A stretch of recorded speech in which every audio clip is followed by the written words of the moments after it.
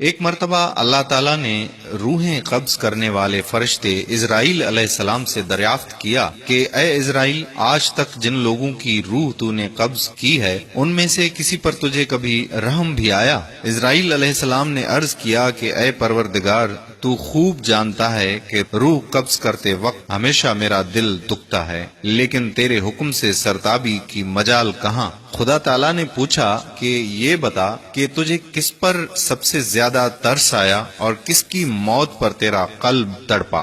اسرائیل علیہ السلام نے عرض کیا کہ یا الہی، ایک موت ایسی ہے جو نہیں بھولتی، اور وہ غم ایسا ہے جو تنہائی میں بھی میرے ساتھ رہتا ہے۔ ایک کشتی مرد و زن سے بھری ہوئی سمندر میں سفر کر رہی تھی۔ اللہ عز و جل نے حکم دیا کہ اس کشتی کو فنا کر دے۔ میں نے کشتی کو پاش پاش کر دیا۔ پھر آپ نے فرمایا کہ سب مرد و زن کی روحیں قبض کر، لیکن ایک عورت اور اس کے نوزائیدہ بچے کو چھوڑ دے۔ میں نے اس حکم کی بھی تعمیل کی، سب کی جانیں قبض کر لی۔ ایک بہتے ہوئے تختے پر ماں اور اس کا بچہ رہ گئے۔ سمندر کی لہریں اس تختے کو اپنے ساتھ لے آگے بڑھتی رہیں، اور تیز ہوا نے اسے انن فنن سینکڑوں میل دور سمندر کے کنارے پر پہنچا دیا۔ میں اس ماں اور بچے کے بچ جانے سے بہت خوش ہوا، لیکن اسی آن حکم صادر ہوا کہ اے اسرائیل، جلد ماں کی روح قبض کر اور بچے کو اکیلا چھوڑ دے۔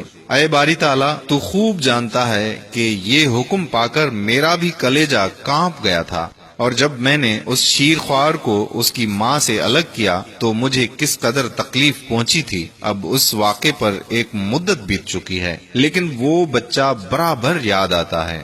حق جل شانہ نے اسرائیل علیہ السلام کی عرض سن کر فرمایا، کیا تو جانتا ہے کہ وہ بچہ اب کہاں اور کس حال میں ہے؟ اسرائیل علیہ السلام نے عرض کیا، اے میرے پروردگار، تجھی کو معلوم ہے۔ ارشاد ہوا کہ اے اسرائیل سن، جب تو نے ماں کی روح قبض کی اور بچے کو تنہا چھوڑ دیا تو ہم نے سمندر کی ایک موج کو حکم دیا کہ اس بچے کو احتیاط سے ایک ویران جزیرے میں ڈال دے۔ اس جزیرے میں ایک سرسبز اور گھنا جنگل تھا، یہاں صاف شفاف میٹھے پانی کے چشمے بہتے تھے اور بے شمار پھلدار درخت تھے۔ اس جزیرے پر ہم نے اپنے فضل و کرم سے محض اس بچے کی خاطر لاکھوں خوشنوا اور حسین پرندے بھیجے جو ہر وقت چہچہاتے اور نئے سے نیا راگ آلاپتے تھے۔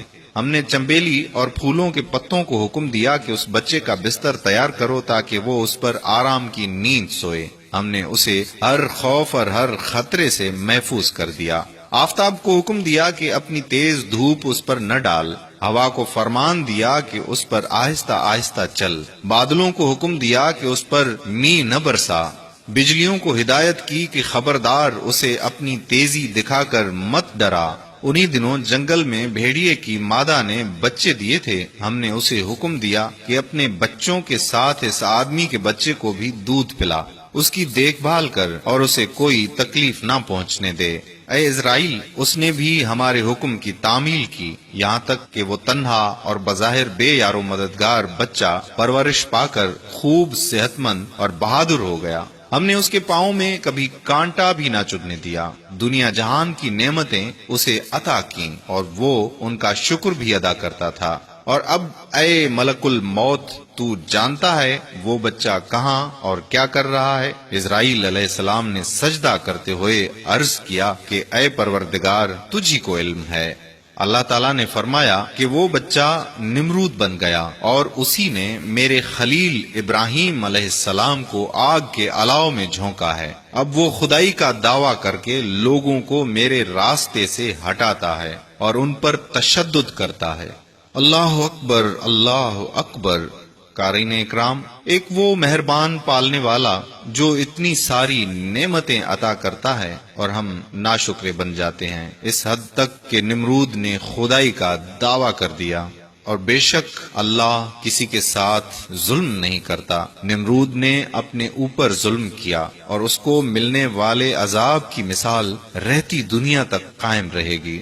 ہمیں ہر وقت اللہ تعالیٰ کی نعمتوں پر شکر ادا کرنا چاہیے، یہی ہمارے حق میں بہتر ہے۔ اگر آپ نے ابھی تک ہمارا پیج پیارا اسلام لائک نہیں کیا تو ابھی سے لائک کر دیجئے تاکہ ہم ایسی مزید معلوماتی ویڈیوز آپ تک پہنچاتے رہیں۔